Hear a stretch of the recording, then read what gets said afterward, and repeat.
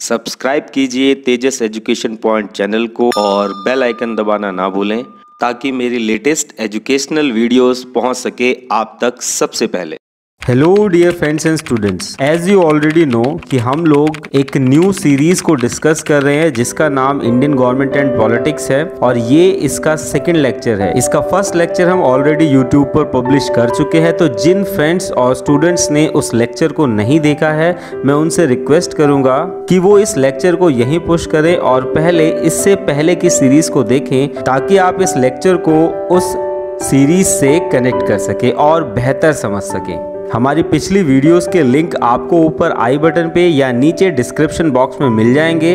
तो चलिए शुरू करते हैं आज की class. Without wasting any more time, let's get started. आज के लेक्चर को शुरू करने से पहले एक बार डिस्कस कर लेते कि हमने अपने प्रीवियस लेक्चर में किन किन टॉपिक्स को डिस्कस किया था। हमने डिस्कस किया था संविधान सभा की ऐतिहासिक पृष्ठभूमि को, उसके बाद हमने डिस्कस किया था कैबिनेट मिशन और क्रिस्प मिशन को और उनकी रिपोर्ट्स को, संविधान सभा से संबंधित प्रमुख कार्यों को, संविधान सभा के सदस्यों की संख्या एवं उनके निर्वाचन प्रणाली को।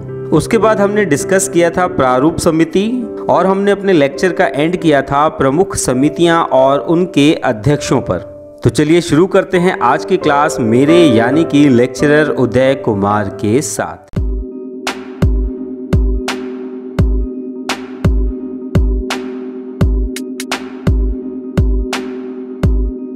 आज के लेक्चर में हम बेसिकली डिस्कस करेंगे संविधान के भाग और उनमें दिए गए विषयों को और भारतीय संविधान में वर्णित कुछ महत्वपूर्ण अनुच्छेदों को जहां से आपके कॉम्पिटिटिव एग्जाम में अक्सर क्वेश्चन पूछे जाते हैं। तो चलिए चलते हैं हमारे आज के पहले टॉपिक की तरफ। तो जैसा कि आप अपनी डिस्प्ले पर देख पा रहे हैं, हमने अपने पिछले लेक्चर को यहीं पर छोड़ा था और आज हम यहीं से कंटिन्यू करेंगे। तो चलिए शुरू करते हैं आज के पहले टॉपिक से, यानी कि संविधान के भाग और उनमें दिए गए विषयों को। जैसा कि हम अपनी पिछली स्लाइड में पहले ही बता चुके हैं कि भारत के मूल संविधान में 22 भाग, 8 अनुसूचियां और 395 अनुच्छेद थे। तो चलिए अब जानते हैं उन्हीं संविधान के 22 भागों को और उनमें दिए गए विषयों को। भारतीय संविधान का भाग 1 का संबंध संघ और उसके राज्य क्षेत्र से है। अगर भाग 2 की बात की जाए तो इसमें नागरिकता से संबंधित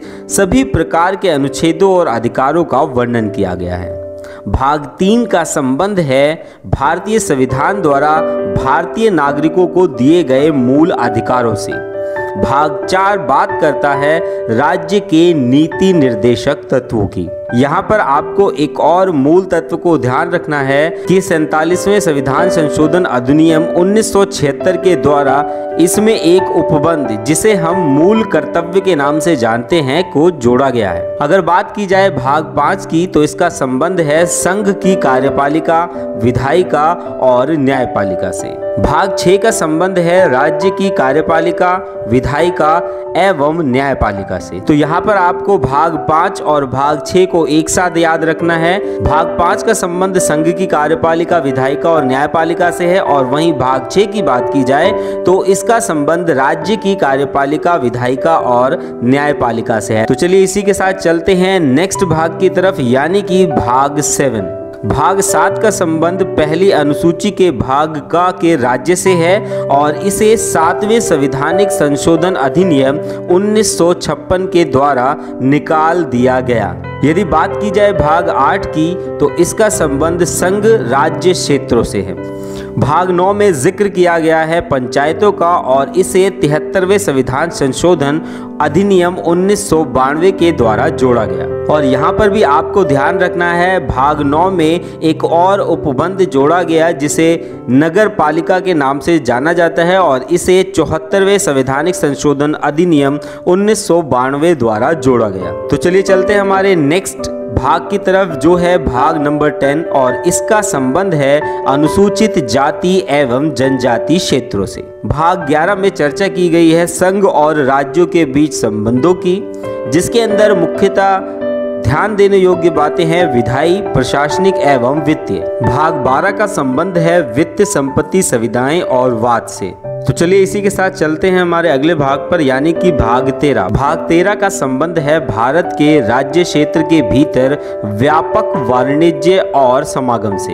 भाग 14 की बात की जाए, भाग 14 का संबंध है संघ एवं राज्यों के अधीन सेवाओं से।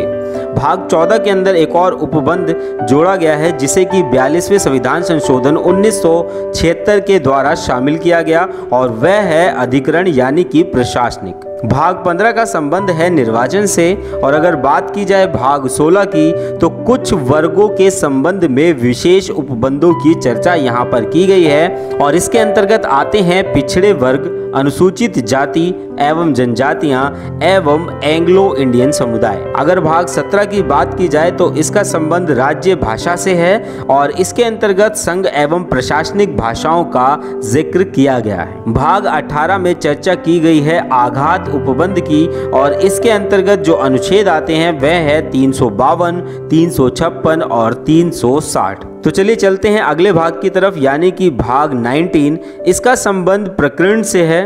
वहीं अगर बात की जाए भाग 20 की तो इसके अंतर्गत संविधान संशोधन की चर्चा की गई है। भाग 21 में अस्थायी संक्रमणकालीन और निरोध उपबंध की चर्चा की गई है, और अंतिम भाग यानी कि 22वें भाग के अंतर्गत चर्चा की गई है संक्षिप्त नाम प्रारंभ की, और इसके अंतर्गत हिंदी में प्राधिकृत पाठों की चर्चा की गई है। तो आशा करता हूँ कि आप 22 के 22 भागों को अच्छे से समझ पाए होंगे। चलिए अब चलते हैं लेक्चर के सेकंड पार्ट की तरफ, यानी कि भारतीय संविधान के महत्वपूर्ण अनुच्छेद। और यह सभी अनुच्छेद आपके अलग अलग कॉम्पिटिटिव एग्जाम में अलग अलग तरीके से पूछे जाते रहे हैं, तो आप इन्हें ध्यान से जरूर समझें। सबसे पहले नंबर पे आता है अनुच्छेद 12 से 35। इसके अंतर्गत मूलभूत अधिकारों का विवरण दिया गया है। इसके ऊपर हमने एक सेपरेट क्लास भी बना रखी है, उसका लिंक आपको नीचे डिस्क्रिप्शन बॉक्स में या ऊपर आई बटन में मिल जाएगा, तो उसे मिस ना करें। अगले अनुच्छेद के रूप में हम देख सकते हैं 36 से 50। इसके अंतर्गत राज्य के नीति निर्देशक तत्वों का जिक्र किया गया है। इसके ऊपर भी एक सेपरेट वीडियो ऑलरेडी बनी हुई है, तो उसका लिंक भी आपको नीचे डिस्क्रिप्शन बॉक्स या ऊपर जो आप आई बटन देख रहे हैं वहां पर मिल जाएगा। अगला अनुच्छेद है आर्टिकल 80। इसके अंतर्गत राज्यसभा की संरचना की चर्चा की गई है। ये पर्टिकुलर आर्टिकल पिछले साल DSSB, UGC, net, even UPSC में भी पूछा जा चुका है, तो ये एक मोस्ट इंपॉर्टेंट फैक्टर है, इसे आप जरूर ध्यान रखें। अगला आर्टिकल है आर्टिकल 81। इसके अंतर्गत लोकसभा की संरचना की चर्चा की गई है।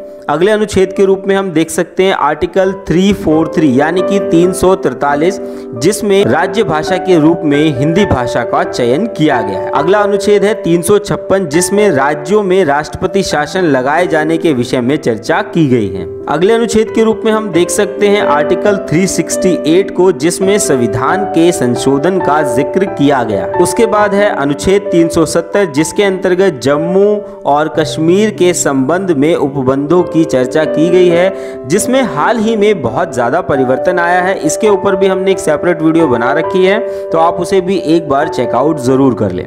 और हमारे लास्ट आर्टिकल के रूप में हम देख सकते हैं आर्टिकल 395 भारतीय स्वतंत्रता अधिनियम और भारत सरकार अधिनियम 1935 का निरसन। तो आशा करता हूं कि आप भारतीय संविधान में दिए गए भागों और महत्वपूर्ण अनुच्छेदों को भली भांति समझ पाए होंगे। तो आज की क्लास में बस इतना ही। मिलते हैं आपसे नेक्स्ट क्लास में, जहां पर हम इंडियन गवर्नमेंट पॉलिटिक्स के थर्ड लेक्चर को डिस्कस करेंगे, और उसके अंदर हमारे जो बेसिक इश्यूज रहेंगे वह रहेंगे भारतीय संविधान की 12 अनुसूचियां। तो तब तक के लिए जय भीम, जय भारत।